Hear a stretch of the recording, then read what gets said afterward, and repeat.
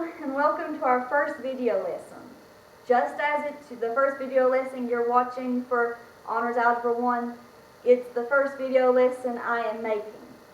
So please bear with me. These are going to be one-take videos, which means if I sneeze, I sneeze. If I get a tongue twister and I get tongue-tied, it's just going to happen. I'm going to move on the same way it would inside of a classroom.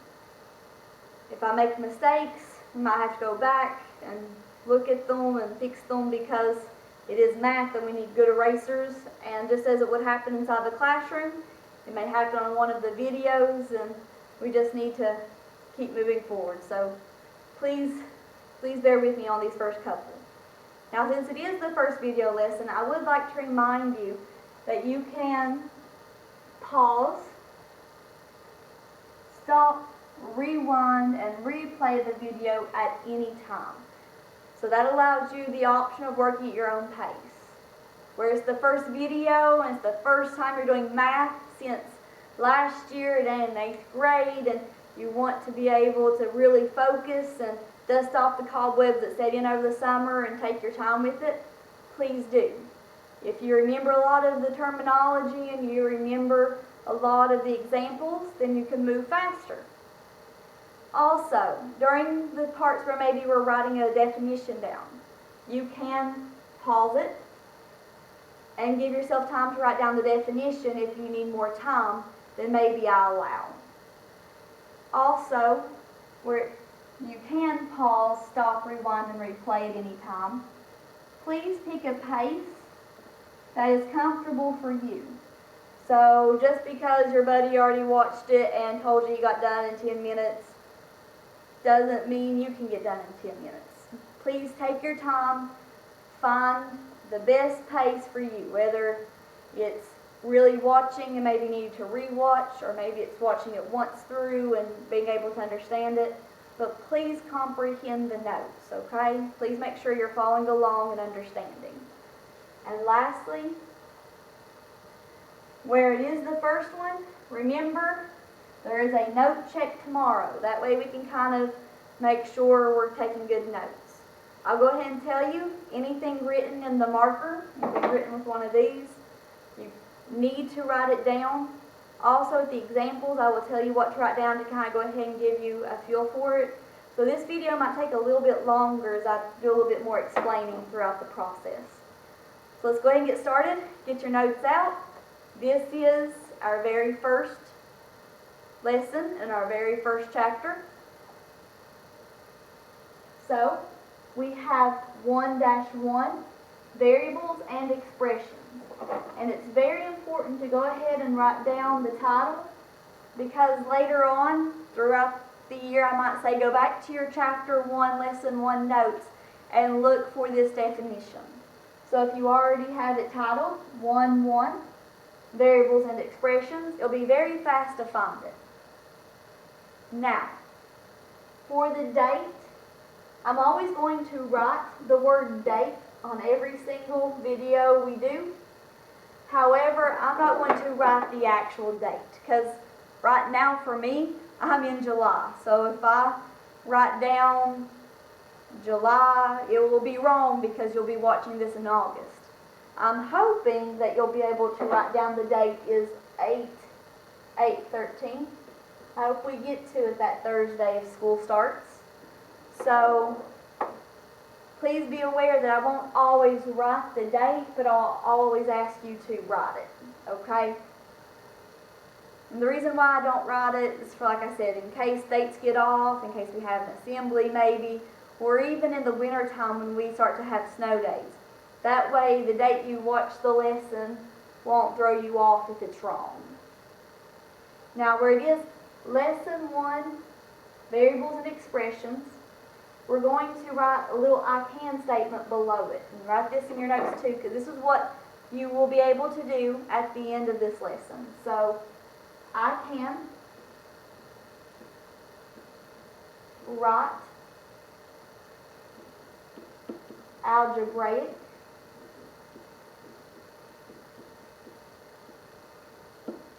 expressions.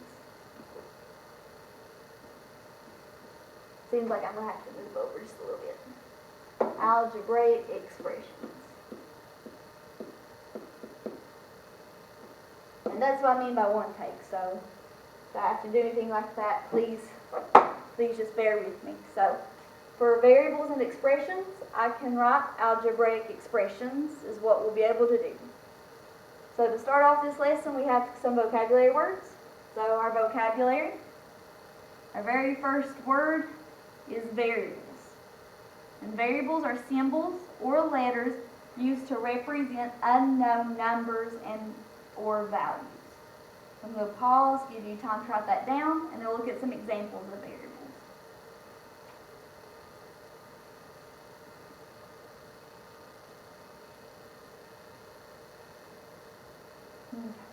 Some examples of variables, maybe in grade school, instead of using a letter like A through Z, or I think the most common one we use is X, they might use a box, so just a symbol to represent something unknown. Or they'll use a letter, like I said, X, or Y, or anything A through Z. That can be a variable, as long as it's there to represent an unknown number. Our next vocabulary word is algebraic expression. So this is in the I can statement. So first we need to know what an algebraic expression is. And it says algebraic expression consists of one or more variables along with one or more arithmetic operations. Even though the definition doesn't say so, it also includes numbers. So it's numbers, variables, and operations. We use the number symbol. So algebraic expressions consist of one or more variables along with one or more arithmetic operations. Sometimes the word operation throws people off because they may not know what it means. Operations just means, what are you doing in the expression? Are you going to add, subtract,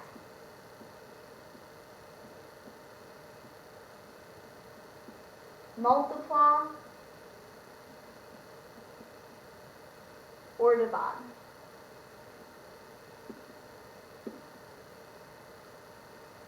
Okay, so operations just means add, subtract, multiply, or divide. Just tells us what we're doing. Now after we have our operations, I'm going to show a little bit of examples of what an expression is. So, expression examples. We know that it consists of numbers and variables. So I can say 4, I can pick an operation, add. So 4 plus x, that's an expression because I have a number, a variable, and an operation. Or I can have 15 divided by 5, 2 numbers and an operation. And also remember it says or more, so I could have multiple ones. I could have 3x plus 6. Now everyone here in this example can point out real fast that the operation is 6. There's a plus 6 here. But also there's another one. Right here for 3x, if you remember, if there's a number and a letter side by side like this, it means they're being multiplied. Okay, so that brings us into our next definition of factors. And factors are quantities or numbers being multiplied. So factors are quantities or numbers being multiplied.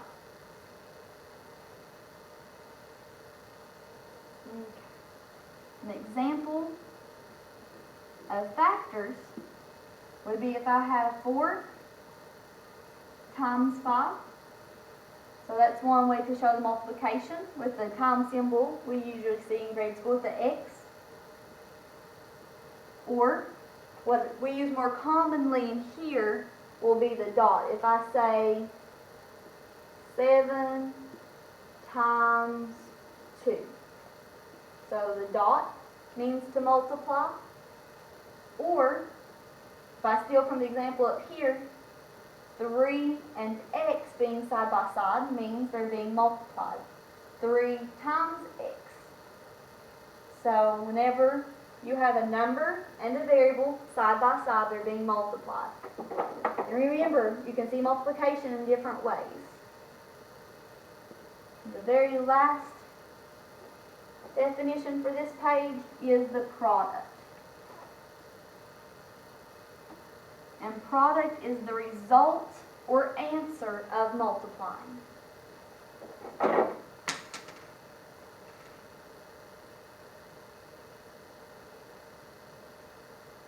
An example of the product would be if I took the expression 4 times 5. Well, 4 and 5 would then be my factors, because they are what is being multiplied. The quantities being multiplied are 4 and 5. 20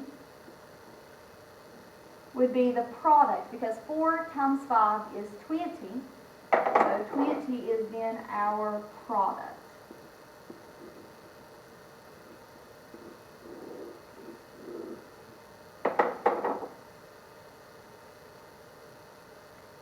Now, for this next section, we're going to look at some words that talk about the operations we see up here. So, we're going to look at add, subtract, multiply, and divide again. We're going to make it kind of like a table. So, we're going to have a spot for add, subtract, multiply, and divide. Just as we have here, words for addition and words for subtraction. So, you have 2 out of the 4 spots we're going to have. So, words for addition.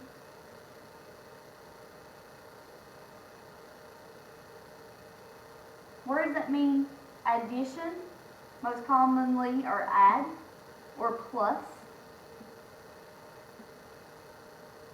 Also the words more than,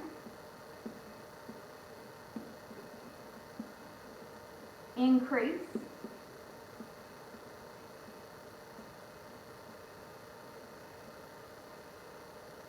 and if I say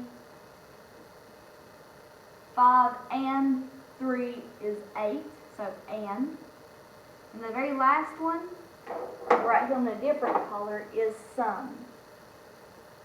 Because sum is the product of addition. So sum is the result of adding.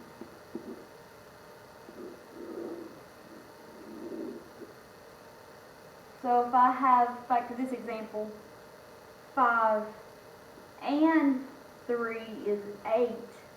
8 would be the sum. Okay. Now to move on to words that mean subtraction. And basically we're going to look over here at this list and just steal from it. So we have subtract, which is the opposite of add. For plus, the opposite is minus. More than for addition is less than for subtraction.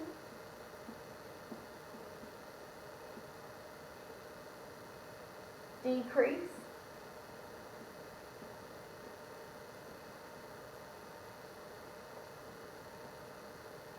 And just as we had sum for the result of addition problems, we have difference.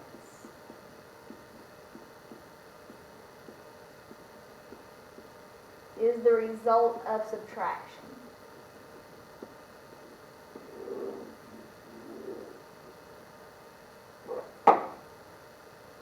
Now, the next two, we have multiplication and division left. So words that mean multiplication are to multiply,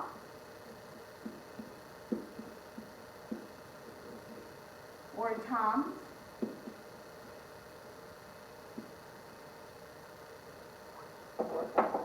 and product, which is a definition we just went over, and we know it's the result of multiplying. So product is the result of multiplying.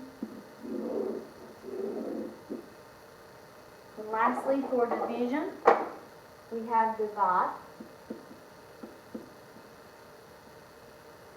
We have our word like ratio, or over, in which if we have a ratio that is 10 to 5, we have 10 over 5. And our very last one for it is quotient, because quotient is the product, or is the result of division. Quotient is the result of division. Now we're getting ready to move on to some examples. I ask that you follow along with me and write what I write in marker. That way you can follow it and see it a little bit easier than just copying straight what's off the board. So for examples, we take example, and we're going to title this one Words to Expression, because the directions up here tell us to write an algebraic expression for each verbal expression. So we're going to take the words in example 1 that say 8 more than a number in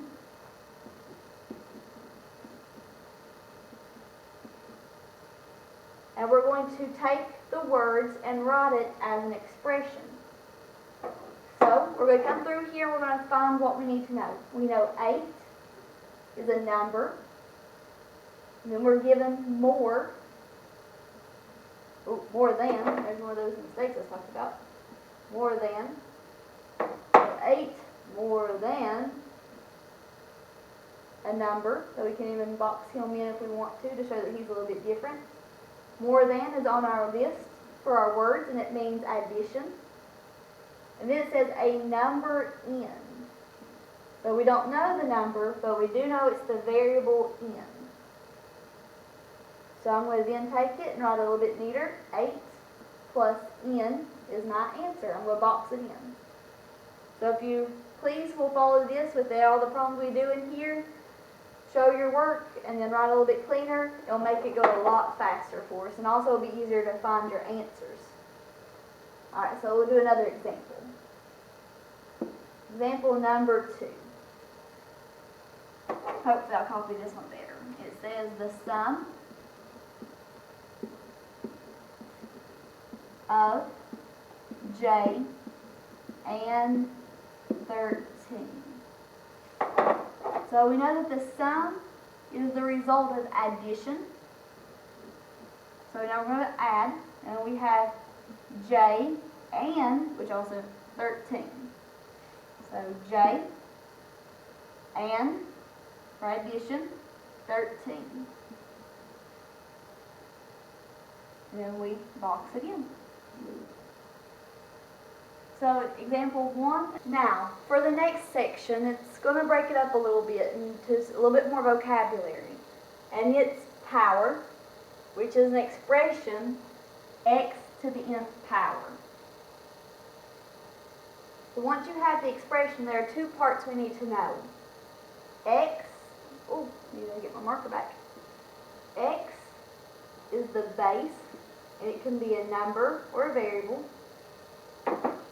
And n is our exponent.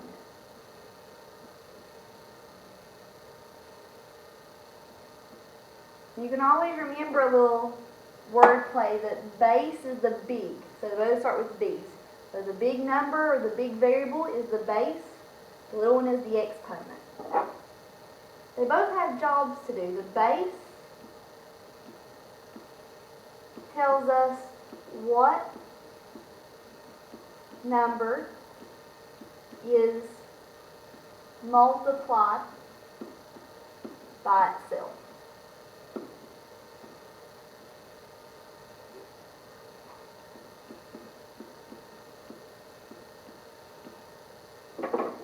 And the exponent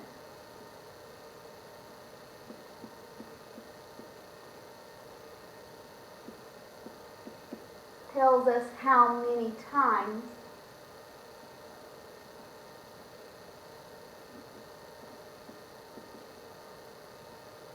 to multiply the base.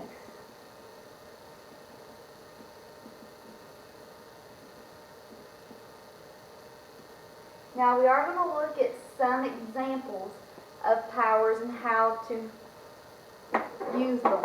However, first we need our last vocabulary word, which is to evaluate. And evaluate means to find the value of an expression, or more commonly, to simplify.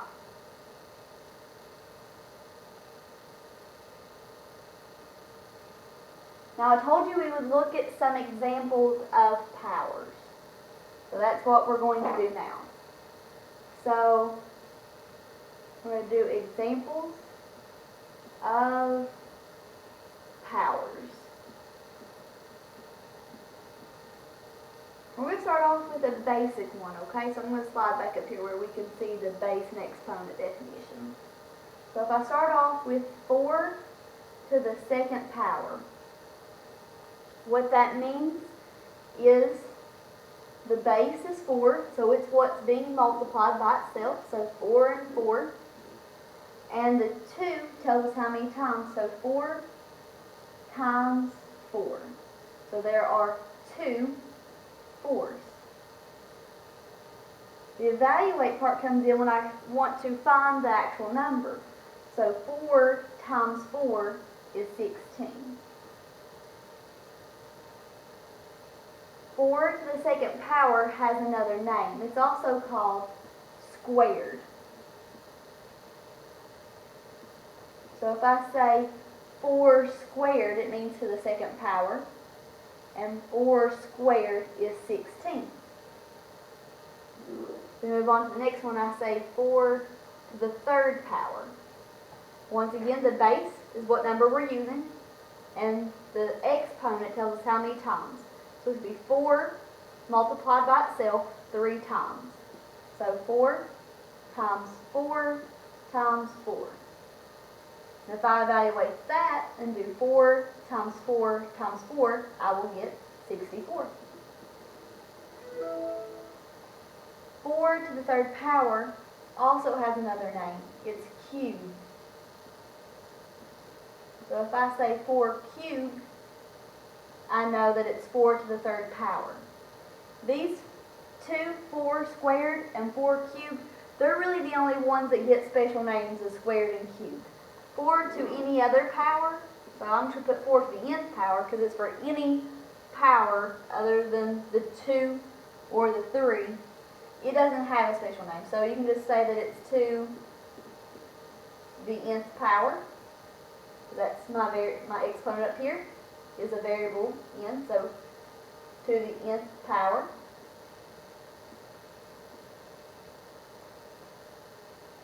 Or you could say 4 to the power of n.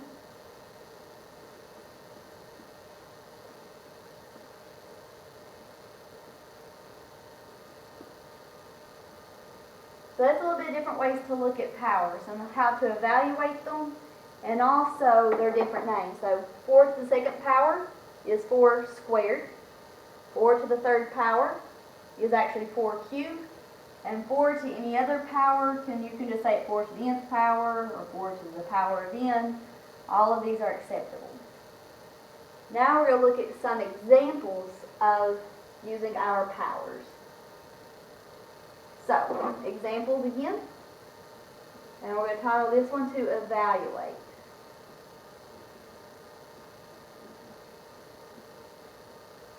And our example now says 2 to the 6th power. So once again, if we expand it and look at it, we're going to have our base is 2, so that's the number we're going to multiply. And then our exponent tells us how many times, and it's 6 times. So 2 times 2 times 2 times 2 times 2 times 2. And go back and double check. I have 6 of them. 1, 2, 3, 4, 5, 6. Yeah. So I have 2 to the 6th power. I have 6, 2 down here being multiplied. To evaluate it means we actually need to find that number. So 2 times 2 is 4. 4 times 2 is 8. 8 times 2 is 16. 16 times 2 is 32. 32 times 2 gives us the evaluation of 64. If you need to use a calculator for this part, that's fine, no big deal. And a lot of your calculators, some of you all might remember how to do this, but if you don't, please expand it. That way we can see it all the way through.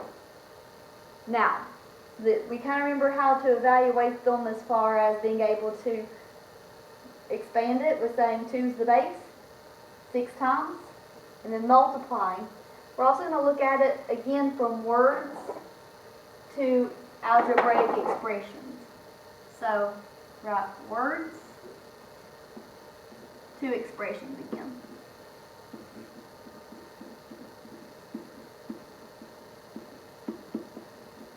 And our second example says the product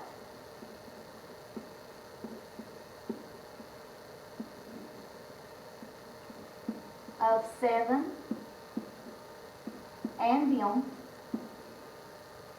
to the 5th power.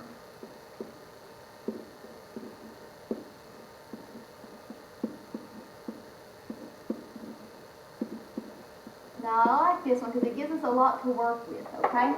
So the product, if you go back to your notes on the words and what they mean, product is a multiplication. So multiply 7 and m. So 7 times m. And it says m to the 5th power. And that takes us right back to notes we just took about our 4 to the nth power. But that means that the 5th is 5. And because he's our power, he's our exponent. So 7 and m, the product of 7 and m, 7 times m, and m is to the 5th power. Now this is an okay way to write it, but we need to simplify it in that if I have a number and a variable being multiplied, I need to write them side by side. So 7m to the 5th power, all together. And then our last example over here, number 3. Says the difference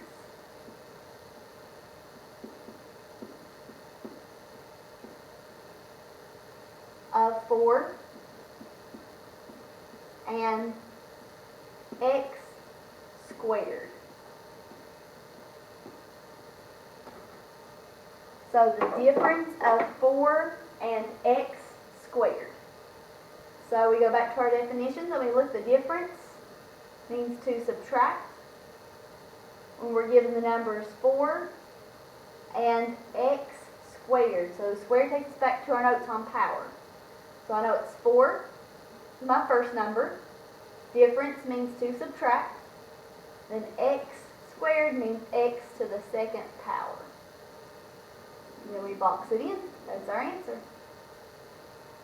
Now, the examples we've gone over in our notes and all the vocabulary we'll review tomorrow when we first come in and look over them. We'll do a couple more examples, make sure we have it, and then we'll look into some practice and some real-world application with it. I hope you did well and you found the online video lessons to be helpful, and we'll talk more about it tomorrow. Thank you and you have a good night.